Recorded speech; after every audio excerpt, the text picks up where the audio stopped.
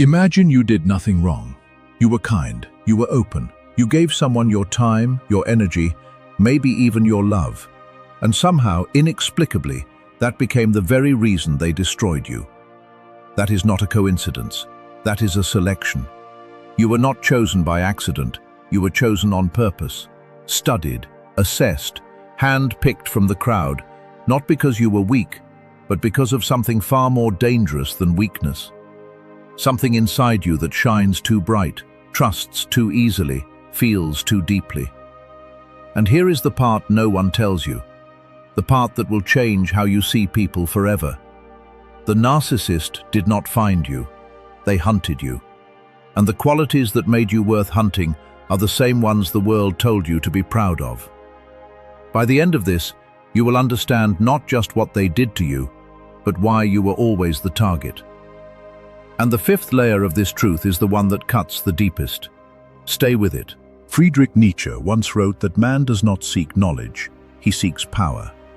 And the narcissist is the purest, most terrifying proof of that statement, walking the earth in human skin. Nietzsche spent his life studying what happens when a person's entire identity is built around dominance, around the hunger to rise above others, not through creation but through consumption. He called certain people life-denying, creatures who cannot generate light on their own, so they orbit those who can and slowly drain them dry, all while convincing their victims that the darkness creeping in is the victim's own fault. That is the narcissist. Not a broken person, a predatory one.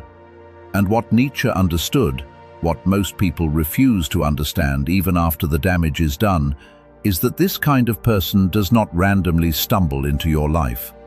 There is a cold, almost surgical logic to who they choose. And once you see it, you cannot unsee it. The narcissist is not looking for someone they can overpower from the beginning. That would bore them.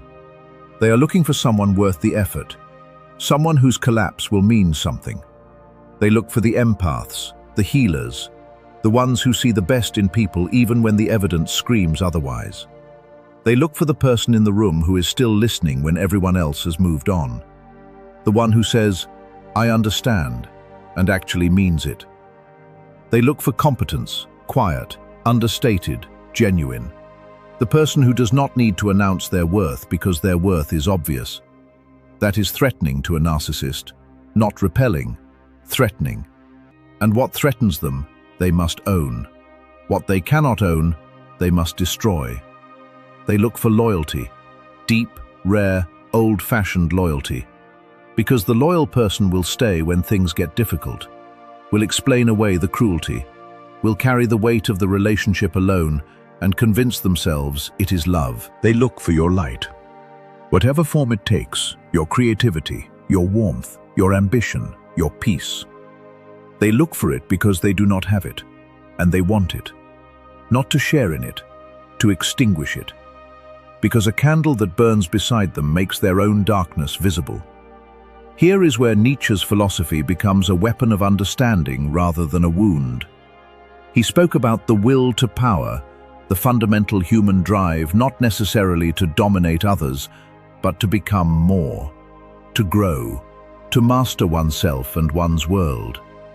In the healthy person, this drive pushes them forward, makes them disciplined, creative, alive. In the narcissist, this drive has curdled, rotted from the inside. Because they cannot turn it inward, self-reflection is agony to them, they turn it outward. They grow by making others smaller. They feel powerful only when they see powerlessness reflected back at them. And so they choose you not despite your strength, because of it. The crushing thing, the thing that takes years to truly absorb, is that you were targeted because you were worth targeting. Your capacity for love made you valuable. Your emotional intelligence made you a perfect audience for their performance. Your self-doubt, however small, gave them the crack they needed to pour themselves into. You were not naive, you were abundant, and they were starving. Nietzsche also warned us about what he called slave morality, the quiet, dangerous tendency to turn suffering into virtue, to wear pain as proof of goodness. The narcissist exploits this perfectly. They make you feel that enduring their cruelty is noble, that forgiving them again is strength, that leaving would make you the villain in a story where you were always the victim. They rewrite your identity from the inside out. Slowly, deliberately, expertly. They do not attack who you are. They simply make you question it, again and again, until the questioning becomes your personality. Until you are so busy trying to prove your worth to one person that you forget you never needed to. This is the dark architecture of it. This is what makes it so effective and so devastating. They do not destroy you with violence. They destroy you with doubt, with silence, with hot and cold, with warmth followed by withdrawal, with love that always feels like it is one mistake away from disappearing. And you, being who you are, someone who fights for things, someone who believes people can change, someone who holds on, you play right into the design without ever knowing there was one. But here is the turn. Here is what Nietzsche's darker, sharper wisdom offers you now, in the aftermath. He believed that suffering, when you refuse to let it break you, becomes the forge. That the human being who survives the abyss does not come back the same, but they come back harder, clearer, more dangerous to mediocrity.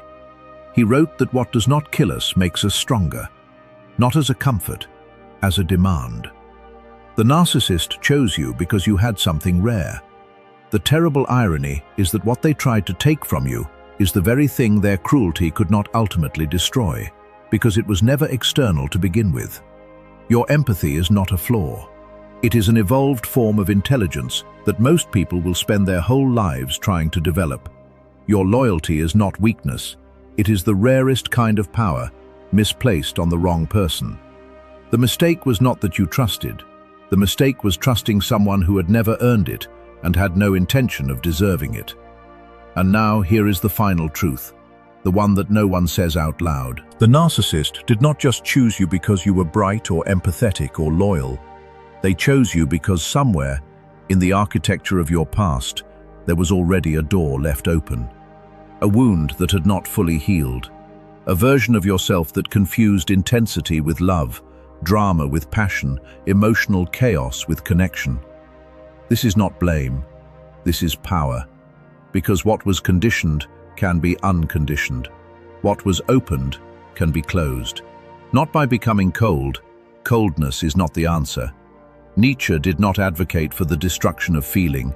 He advocated for mastery over it. The difference between a person who loves freely and is destroyed and a person who loves freely and remains whole is not the love. It is the standards. You can be warm without being an open wound. You can be empathetic without being a resource to be drained. You can see the best in people and still refuse to stay when they consistently show you their worst. The narcissist chose you because you were extraordinary in a world of ordinary people. And they knew somehow that owning you, even briefly, even falsely, would make them feel like something they are not and never will be. Let that be the last thing they ever take from you. Not your trust in people, not your capacity for love, not your willingness to believe in the possibility of something real. Take all of that back, every last piece of it. What you owe the narcissist is nothing.